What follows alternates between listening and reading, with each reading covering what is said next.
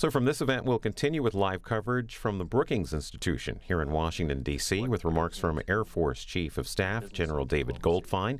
On your screen there, he's talking about the needs and priorities of the Air Force. This began at about 10 Eastern. We join it in progress live here on C-SPAN 2.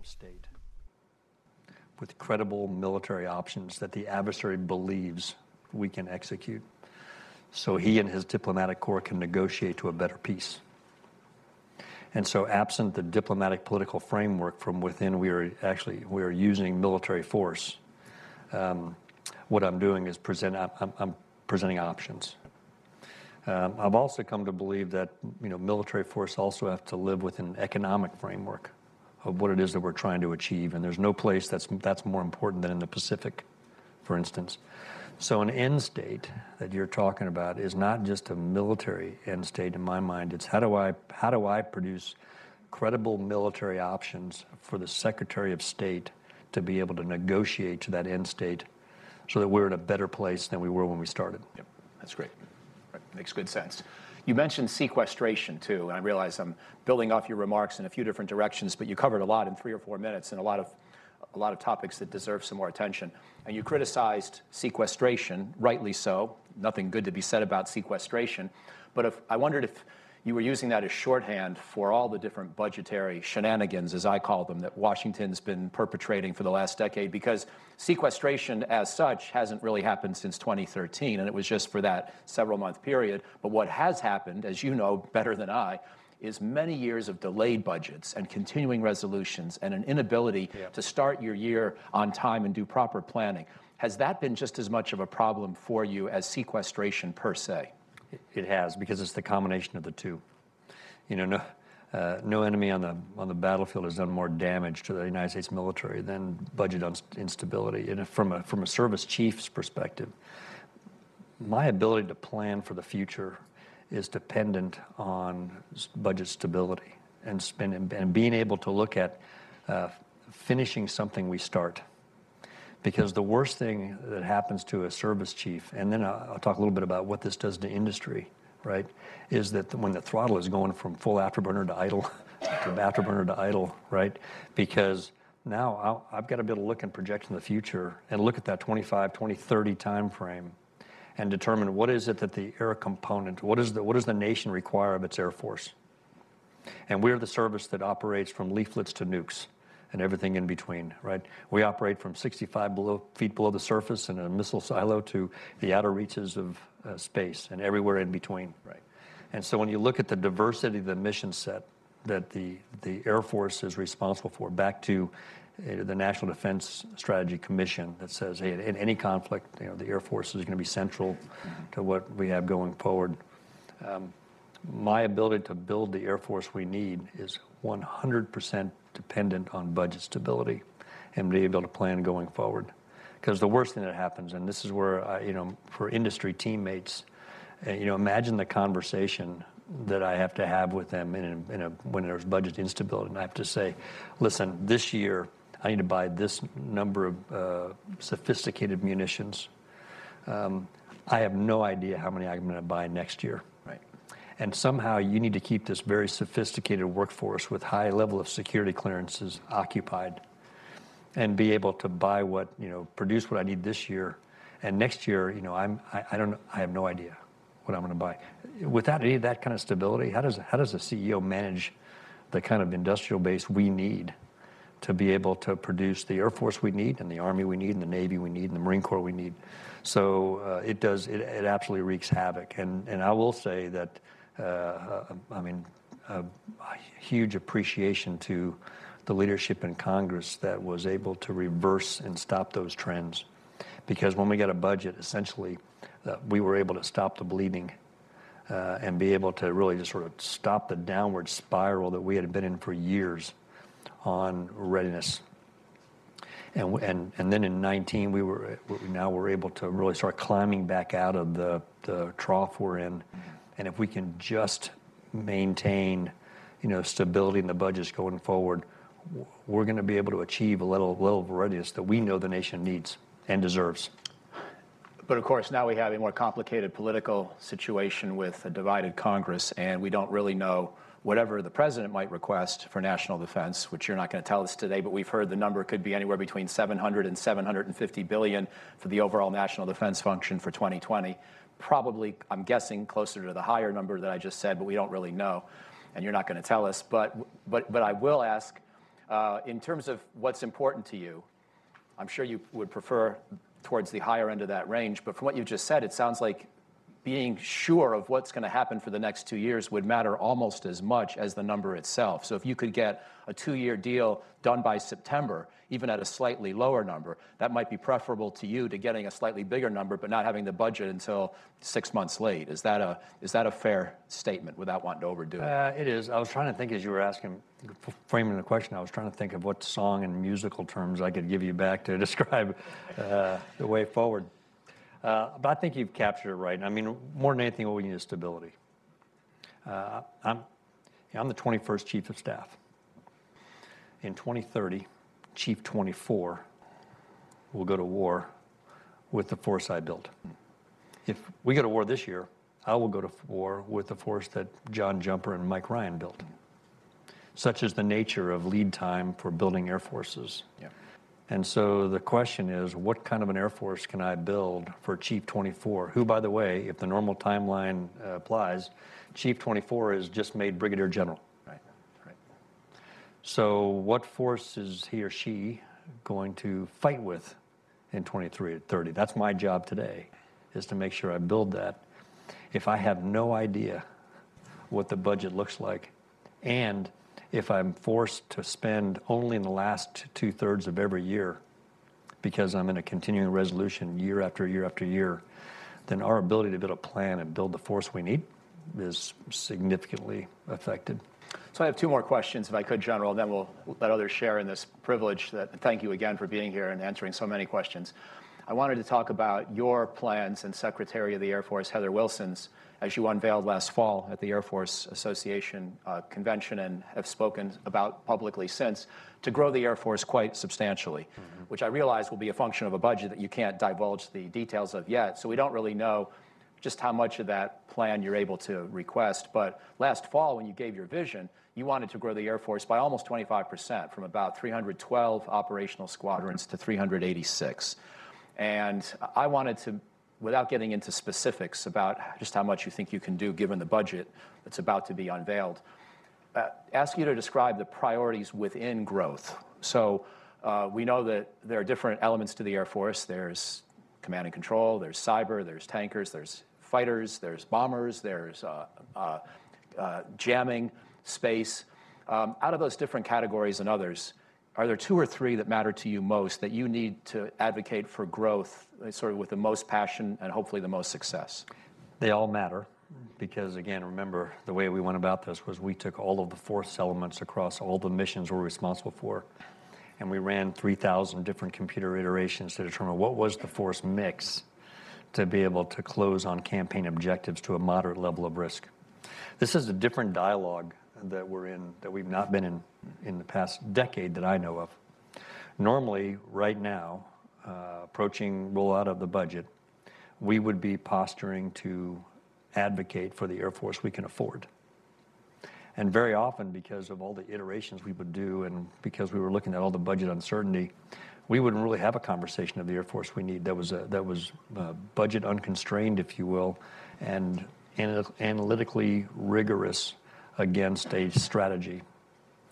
And so it's an uncomfortable conversation for many. Yep. Because if you're used to year after year after year having Air Force leadership roll out and say, this is the money we've been given, and based on this amount of money, we built the best Air Force that we can buy, and here's how we've laid this forward, and we're going to now advocate for the Air Force we can afford. And we have not had the discussion that we need to have, which was started when we laid out the National Defense Strategy, and Congress asked us, okay, with the strategy, what do we need? So this is a different kind of a discussion going forward, and it's a really healthy discussion because the American people and the Congress ought to know that. They ought to know the answer to what do we need to be able to accomplish this to a reasonable level of risk. If you take a look at the growth in the squadrons that we need, it shouldn't surprise you that the largest growth are in long-range aviation, bombers, tankers, tactical intelligence, surveillance, reconnaissance, right, in C2. No surprise, because if you take a look at a China scenario, a Russia scenario, long-range aviation is going to be in huge demand given the defenses and what we have. And you look at the number and say, why operational squadrons? Why are you defining yourself that way? And are you playing the usual game where you ask for more than you want and then have a fallback position? Second question, second part first. So when we ended the Cold War, and a few years later went to war against a rogue nation in Iraq to kick them out of Kuwait, we had 401 operational squadrons. 401. That's reserve as well. That's National active Guard and Reserve. Yep. That's across the total United States Air Force, because as we're organized, you can't tell us apart, right? We are really one Air Force, 3 components. So 401 operational squadrons, right, as required to defeat. And from those 401 operational squadrons, we had 134 fighter squadrons, just as an example, from which we deployed 34 forward to fight Desert Storm. We had about 980,000 airmen that made up the active guard reserve civilians in the United States Air Force. So just shy of 1 million. So you compare that to what we're asking for, and you look at 386 to do those 5 missions in the National Defense Strategy compared to the 401 we had to defeat a rogue nation. It's not gold-plated. I mean, we ran this iteration to a really, and you'll see, and for those of you who have a secure secret level clearance, when we roll this out, and we're going to be doing this in closed hearings with Congress as well, so they can see the fidelity of the analysis going forward to say, okay, this is the right force mix that we need to be able to, again, to meet the moderate risk. But at the risk of asking you a question you can't answer, let me still try to get one more level of clarification and understanding. When you talk about the scenarios against which you're building this proposed 386 squadron force, we know that in the post-Cold War period, we had some variant of a 2-war planning framework. Yes. For most of the period in the 90s into the 2000s and beyond.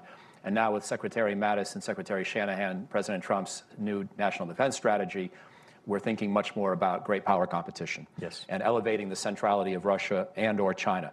Does the scenario that requires 386 squadrons, is that fighting Russia and China at the same time, as well as a rogue state or an extremist state in the Middle East or North Korea? Or is it assuming basically just one war at a time, but then a little bit of deterrence and crisis response capability in other theaters? Yeah, it's doing those 5 operational missions simultaneously. So defend the homeland, safe, secure, effective nuclear deterrent, defeat a peer, deter a rogue, maintain campaign momentum. You've got to be able to do those 5 things simultaneously. And so the force we need is designed against those mission sets. So it wouldn't be fighting Russia and North Korea at the same time, but it would be reinforcing perhaps the deterrent of North Korea at the same time you might fight a peer. Deterring North Korea while we're fighting and winning against a peer. Great. Last question. Multi-domain operations. You mentioned this. The Army talks about it. Yeah. I think you're the 2 services that have done the most, but it's not exclusive to the Air Force and the Army. I just wanted to ask you to tell us a little more about what it means. And the reason I ask, you alluded to what it means. It means doing everything together with cyberspace and other domains, as well as air, naval, ground. But when I think through the history of planning goals or, sort of new concepts, new doctrines like that, I think back to air-land battle. In the late 1970s and 80s, which I think was very successful, and the Air Force helped drive that with precision strike technology to attack an enemy's reinforcements well beyond the battle edge, and that was applied in Desert Storm.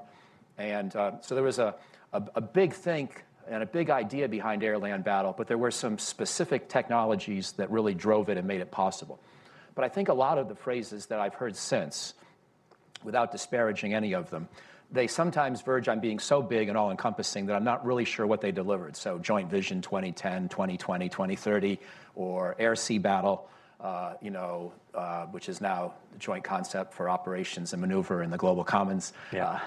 And very proud to have remembered that, so I had to say it. But some of these phrases wind up being things you just work hard to remember, and you don't really know what they meant operationally or programmatically. So can you help us be a little bit more specific in our understanding of what is multi-domain operations in a concrete way really trying to achieve, beyond just sort of changing the way we think, which could be an important service in and of itself, but I'm assuming you're trying to also change the force and change training and battle planning a bit. So another word on that, please, if you could. Yeah, I think what happens is we tend to, because there's so many elements of multi-domain operations that are a subset of the concept, that you can drive down any path and get anchored on that particular path, and then you lose its connection to the overall idea, which is, I think, where you're trying to go here. And so here's where it is for me. And it is Army and Air Force right now primarily that are working on this, but I can tell you that the Marine Corps and the Navy are also discussing. Air Combat Command and TRADOC, are the two organizations that we are working towards taking it from where it is today, which is really, I would say, describe it as a ConOps. It's a concept of operations, but it does not have the fidelity that I believe General Milley and I would tell you is ready to be doctrine yet, and that's where we got to take it. And we're on a timeline to get it there within about a year.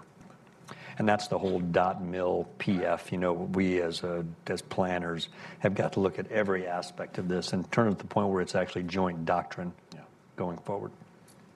So here's what it means to me. It's about it's about using our asymmetric advantage as a joint team to be able to bring all of our capabilities to bear on an adversary so that we can overwhelm them and cause so many simultaneous dilemmas for them that they would choose not to take us on, i.e. we have effectively deterred, and if deterrence fails, we're able to win because we can bring capabilities to bear that they can't counter. And so I'll give you a visual to give you an example of what that means to me. If a China or a Russia or another adversary on the globe ever were to see an F-35, for instance, inside their airspace, I would love to change, all of their, send them all a message with 2 words. We're here. Not I'm here. We're here. Because if they ever do see an F-35, which is highly unlikely, it will never be alone. It will be part of a penetrating joint team. And in the "we're here" message, the message is, we're here in space. We've been here for a while. We've been watching you. We know what's going on, and we have already penetrated whatever defenses you think you have. You cannot put a block of wood over your country. You can put a block of Swiss cheese over your country, but like Swiss cheese, there are holes there, and we know where they are, and we can exploit them, and we can get in, we can hold targets at risk. We're here. We're here with high-altitude penetrating ISR. We've been here for a while, and we've been watching you, and we know what's going on, and there's nothing you can do about it. We're here on the ground. We have special forces. They've been on the ground here for a while, and we know what's going on. We've been watching you, and there's nothing you can do about it. We're here below the surface with tactical submarines, and we're here so the whole idea of this penetrating joint team is that we're here, and what I just laid out for you is not an Air Force joint team. This is a penetrating joint team. You'll see about $135 billion in our budget. We'll give you that as an example of investments we're making across the portfolio of penetrating capability. There's only one weapon system that we have designed to be the quarterback of that penetrating joint team that fuses information from all sources, that can call audibles real time inside enemy airspace, and that is the F-35. And so if we get multi-domain operations right, what I've just described for you in the penetrating joint team will also include a standoff portion of the joint force, and we'll be able to attack an enemy's weaknesses as opposed to attacking their strengths.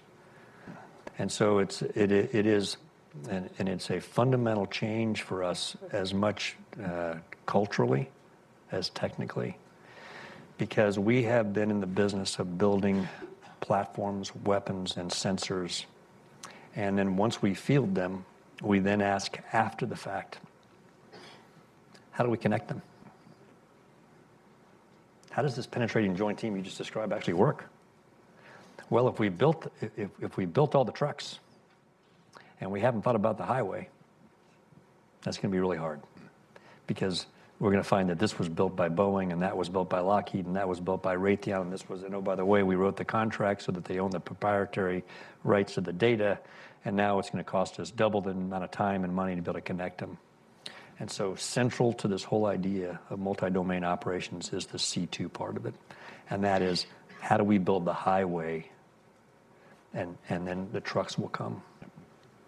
Because the trucks of the future that we're going to be talking about are going to be old and new, manned and unmanned, penetrating, standoff, conventional, unconventional, attributable, unattributable, all of the elements of the joint team coming together. And so if we can get that right, I believe that's our asymmetric advantage against our peer competitors. And if we can harness that going forward and build that into a doctrine called multi-domain operations, then we can move this joint team forward. Thank you. Very helpful. Well, let's open it up. So please wait for a microphone after I call on you. Identify yourself, please, and question for the general. Do you want to take one at a time, or should we take two or three at a time? What's your preference? I'm probably good for one at a time. We'll do one at a time. Keep the focus. So the gentleman here in the red shirt, please. We'll start with you. Hi, sir. Pat Host from Janes. What exactly is wrong with the gun in the F-35A? The DOT&E report for a second straight year was critical of the accuracy and made it sound like problems still remain. I was wondering if you could give us some insight into that. Yeah, no, actually, I'll be honest with you. I have not seen reports on significant problems with the gun. But I'm not sure that, given what we're expecting, given what we built the F-35 to do, I'm not sure that the gun is going to be the first place I would focus on. When I'm thinking about the F-35, when we talk about fifth generation, stealth is actually only a small part of that. When we talk fifth generation, it's about information fusion and being able to have displayed for you information that was not available. I'll tell you as a former F-16, F-117 driver. When I was a mission commander at a red flag, right? My job was to take about 100 aircraft and choreograph them through different time slices and get them into a battle space and fight against a heavily defended adversary, and then be able to get everybody back home and do all those missions. And in my cockpit, basically what I had displayed for me was what I had on my radar and what I could hear in my headset. And that was it. And other than that, my job was to try to figure out, mentally in this 3D God's eye view, what was going on in hundreds of miles of battle space with hundreds of different airplanes. And then I'd come back to the debrief and try to piece it all together. Today's F-35 driver is getting that information. By the way, the aircraft's getting the information before the pilot climbs the ladder. Right, as soon as you power that airplane up, it's already starting to fuse and collect. And so mission commander now is taxiing out. Hadn't even taken off yet. Already getting input from what's going on in space, what's going on in cyber. Already getting ready to start calling the audibles of what's going on. It's no longer for the fifth generation a matter of trying to choreograph, an airstrike, if you will, and try to mentally visualize. It's all there. And so when I talk about being able to call audibles, I couldn't call audibles in my F-16 because unless I was listening and I could hear something or I could see something on my radar, that was the only information I had available to me.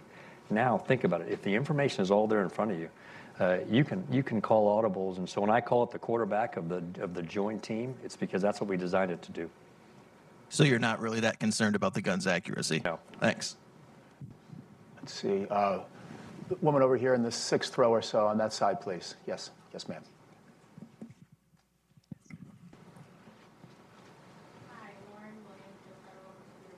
Hi, Lauren. Good. I want to talk talk a little bit more about the C2 systems? Secretary Wilson mentioned. Try that microphone. Okay. Sorry about that. No problem. I wanted to talk. Oh gosh. I wanted to talk a little bit more about the C2 systems. Secretary Wilson mentioned recently that a memo was sent to acquisition executives regarding interoperability. Can you talk a bit more about that and what the Air Force plans to do with that? You know, when I went to when I was serving with General Allen as the Air Component Commander in Central Command, you know, I went into the job thinking that my job was going to, because we had surges going on in Afghanistan. We had a lot going on, like 170,000 soldiers, sailors, airmen, Marines on the ground, and 2 rather mature campaigns when I was there as the Air Component Commander. And I thought my primary duty as the Air Component Commander, as the Space Coordinating Authority for then General Mattis, was going to be to make sure that I understood the ground force commanders' scheme of maneuver and intent, and then I would provide General Allen and his team what they needed with the right attributes. That was part of my job. But I learned pretty quickly my real job was I had the only headquarters in Central Command to do regional level operational command and control. I didn't just have a small liaison element of soldiers. I had 60 soldiers in a battlefield coordination detachment who ensured that we had exactly what the soldiers on the ground needed to be able to prosecute their campaign. I didn't have just a small Marine Corps element or a naval element. I had a team that worked for me as the Air Component Commander, and it was the only headquarters where I had allies, I had members of the IC that were all part of this headquarters, and there was no parallel in any other component. So what I really did day to day was produced a product that was almost misnamed. We called it an air tasking order, but in fact it's an integrated tasking order. It was the only place where you brought C2 command and control to bear to be able to prosecute this mature campaign against an enemy.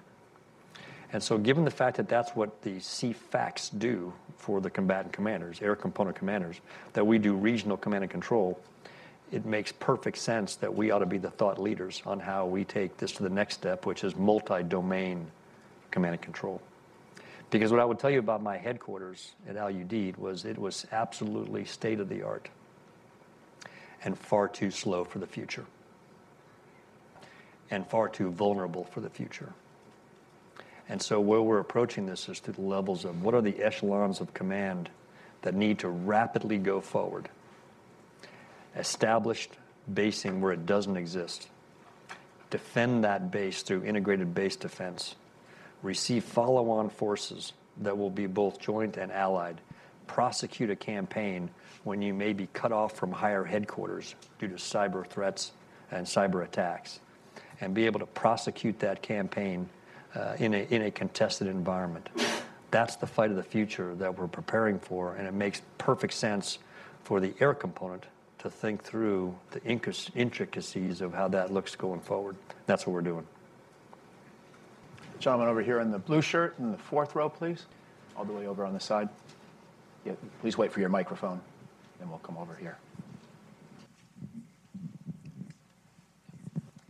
General, very wonderful to see you. Sir. It's very unlikely that John Osler, it's very unlikely that the United States would confront China or Russia directly. It's always some other campaign, like we're in Syria and so on. Let's take, you mentioned North Korea.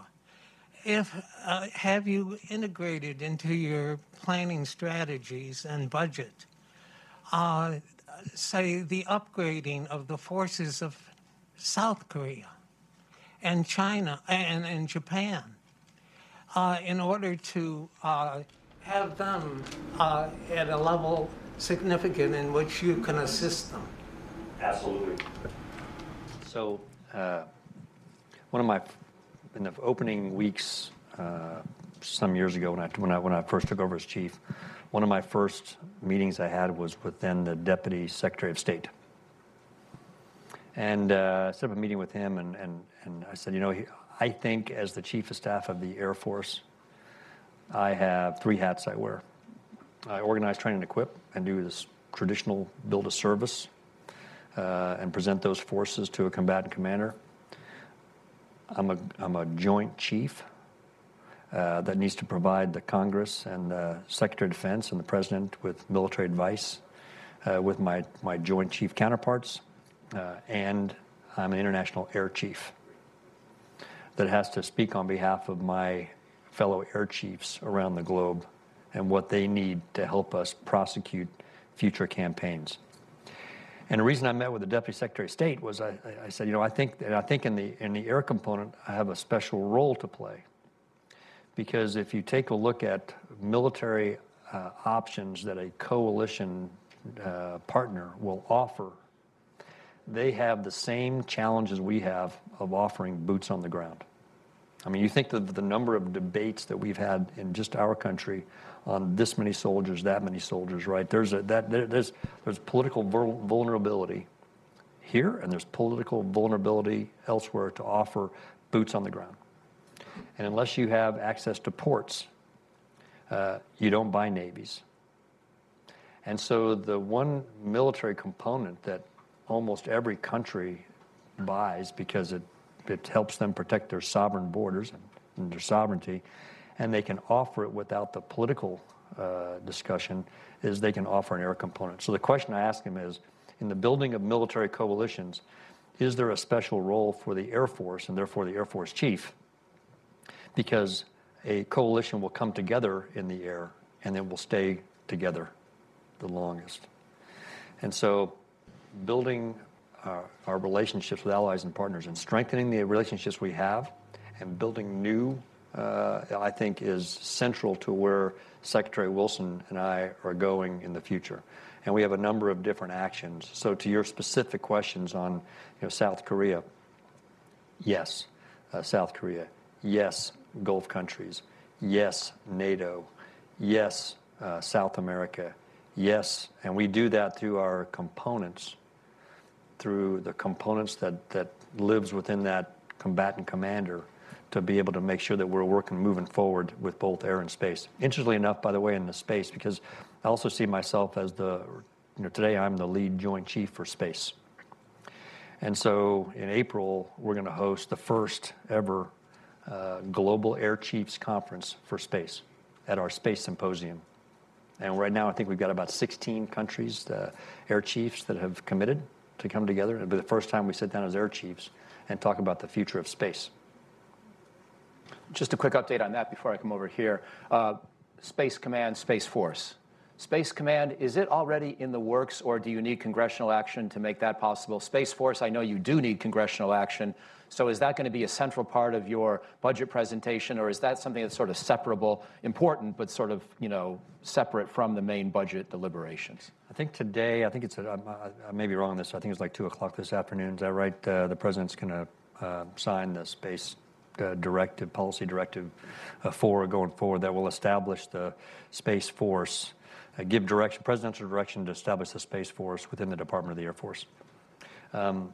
As we've gone through these debates over the past months, I'll tell you, first of all, I think the fact that we're having a national debate on space is really healthy, really healthy. And we ought to be having that, because we know, if you were to define the problem statement, the way Secretary Wilson and I define it is, we're the best in the world in space, and our adversaries know it. They've been studying us, and they've been investing in ways to take away that capability in crisis or conflict. That, to me, is the problem statement, and we as a nation cannot let that happen. So, from a warfighting perspective, I will tell you that, for me, the most important step we take going forward, and the one that we need to do the quickest, is to establish a U.S. Space Command as a combatant commander. Because from a warfighting perspective, then all things start making sense. Because we as service chiefs know how to organize, train, equip, and present ready forces to a combatant commander. I'll use the SOCOM as special operations as an example. I know how to take airmen, give them the training they need, present them to the SOCOM commander, and have General Thomas give them a higher level of training, give them some specific equipment, and then he fights them in a global campaign. I expect the exact same model for the U.S. Space Command commander. We'll organize, train, and now the difference is that in Special Operations Command, all the services have rather robust elements that they offer to the combatant commander. And when it comes to Space Command as the supported commander, most, upwards of 80 to 90% of the force that we'll present will be airmen, because we have approximately 80 to 90% of the space warriors within the United States Air Force. So first and foremost for me, let's get moving on a combatant commander. And then now that we've completed the debate, because the president laid out his direction, and we were looking at a number of options, everything from a separate department, or separate secretary, separate service, right, all the way down to perhaps the left bookend, which would be more of a medical corps, JAG corps kind of a model. And we wanted to look at, and we've been in a robust debate, as you imagine, and sort of where is the right place to land that aligns with the president's direction. And what's going to roll out today is a service within the Department of the Air Force.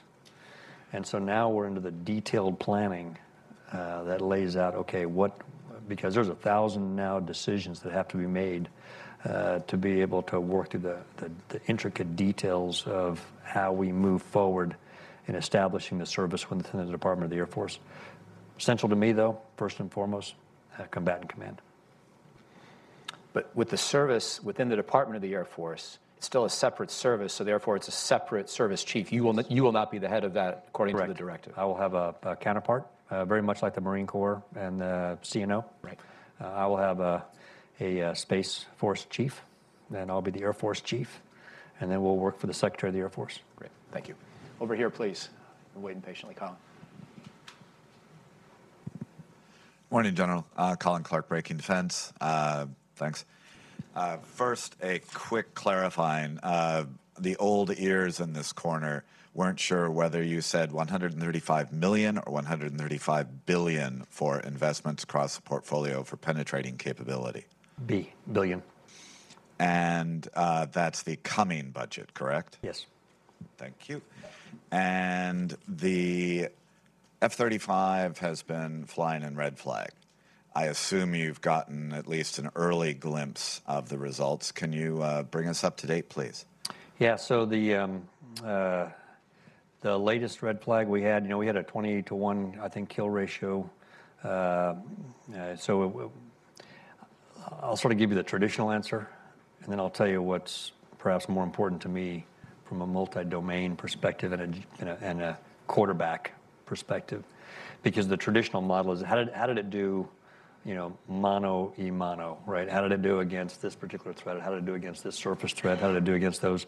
And operationally, the F-35, I can tell you, is meeting or exceeding our expectations when it comes to its ability to not only survive, but able to prosecute targets, and being able to not only survive, but do what I call the 5 Ps of future air superiority, right? Because it has to be able to penetrate, it has to be able to persist, it has to be able to protect not only itself, but those others that are in that defended airspace. It has to be able to proliferate with other capabilities, and it needs to be able to punish, because it's there to hold targets at risk. Again, we're there, right? So against that metric, the F-35 operationally is meeting or exceeding our expectations. And that's especially with the new 3F software that we've just procured going forward. What matters more to me than how does the F-35 do against this threat or that threat or that threat is how is the team able to prosecute its desired objectives based on the F-35's capabilities to fuse information and call audibles real time to accomplish that mission. That is where we're seeing the greatest strides. It's why you hear the Israeli air chief saying, I'm not integrating the F-35 into my Air Force. I'm integrating the Israeli Air Force into the F-35, right? Because this is about how do you look at the entire team together going forward? Colin, I will tell you that we have made progress on the networks and the highways we need to connect these capabilities. The Secretary's memo that somebody else had mentioned there that we have signed giving our acquisition authorities direction that says we're no longer going to procure standalone capability. It has to connect across the Army, Navy, Air Force, Marine Corps, Coast Guard, is a huge step in that direction. We've laid the groundwork, but we have miles to go. Can you give us any numbers? From Red Flag? Yeah, there was a. I looked at it this morning. It was. Let me. Can I take that and make sure I get back? Because once I throw a number out, if I'm not 100% sure, it never dies. Right here, please. Second. Shelley First Myers, retired Air Force Colonel. Wait one second for the microphone, please. Good morning, Shelley Myers, retired Air Force Colonel. Thank you for Command your and Control service. Specialist. All right. But I'd like to just turn 1 minute to the personnel side. Yeah. How is the input doing with our young people? Have you got enough young people? And the young people coming in today, are they able to survive and thrive in the high-tech Air Force? Yeah, thanks, Sally. So today we're meeting our numbers, but I will tell you it's getting harder because we're all fishing in the same pool and the pool is getting smaller. If you take a look at the percentage of eligible youth that can meet the criteria and the standards of serving in the military, the trends are not heading in the right direction. And so that's going to be a challenge for all the services. Right now, today, we're meeting our goals month by month, but where we would ring the bell because we met our goal on the 15th of the month, now we're ringing the bell on the 29th, the 30th, and so that is troubling as we go forward. But more important to me is what are we doing to make service in the United States Air Force as rich and a rewarding experience as we can make it, so that all those things that you look back on, right, in terms of why you stayed as long as you stayed, exists for the young airmen that are serving today, for my daughter who's serving today, right? How do we make this rich? That's something that you can't actually, that's harder to measure, but here's what we're doing about it. You may know that one of the central themes of where Secretary Wilson and I are focused is on revitalizing the fighting formation of the United States Air Force, which is a squadron. It's also why we're presenting forces in the Air Force we need through operational squadrons. That's the fighting element of the United States Air Force. It's also where the culture resides. And I would imagine if you think back on your career, you're like me. And when you had that kitchen table conversation about, do I stay, do I go, is it time for me to transition? We want that to be a hard decision, because one of the recognition on that conversation is, I don't know that I'm going to have the opportunity to make a difference at the level I can within the United States Air Force. What I'm doing here really has value. I'm defending the nation, and I'm doing that with people to my right and to my left that are unbelievable, that I may not find, in the civilian sector. And the culture of this organization, I feel like I'm part of a family. You actually can't, that's hard to measure, but I'll tell you that is where Secretary Wilson and I are focused. And I truly believe that of all the things we're doing, that's going to have the most lasting effect. And it's going to be the command team at the squadron level that's going to help us reinforce that culture. I was really happy to go down to Maxwell a couple weeks ago, Maxwell Air Force Base. We just started, so flight commander schools are back. Remember those? Yes. Right? We used to take our young, right, tactical element of command. We got a couple of young folks in the crowd, right? And so we would, at the wing commander level, we'd have a flight commander school. We'd talk about this business of command. And so now what we're doing is we're telling all the wing commanders, hey, take those flight commanders that you think that have the highest potential to serve as a squadron commander someday, and you send her to Maxwell. And we're going to put her through now what we've had our third course. We're about to start our 4th. We have 16 courses a year, about 60 folks in each course, led by a 3-star retired mentor. And they focus on the elements of what it means to be a courageous and inspirational leader at the squadron command level. And they may never become a squadron commander. That's okay. This is about the journey. This is about the campaign of learning and lighting a spark, right? Then they think, okay, this is what it's going to take. And then if we, we're not going to see the benefit of this maybe for a year or two. But if we can get the squadron command team, that commander and a senior NCO and a volunteer, spouse, if we can get that command team right and build and reinforce the culture of what it means to be in a high-powered organization that has a value, that's probably going to be the most important work we could ever do to keep folks in. See if we can sneak one last question. Let's try to go to the back of the room this time, where I haven't directed my attention previously. So, gentlemen, way in the back, just to your left, second one in. Yes, please.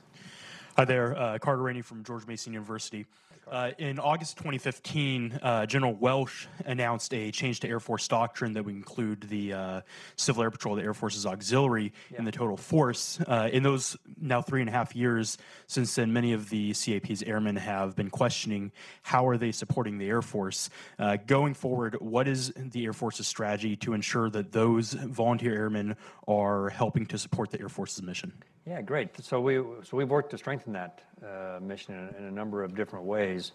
One of the most important ways is to look at the pilot shortage through a national lens, because it's actually not just an Air Force problem or an Air Force challenge. It's a national challenge.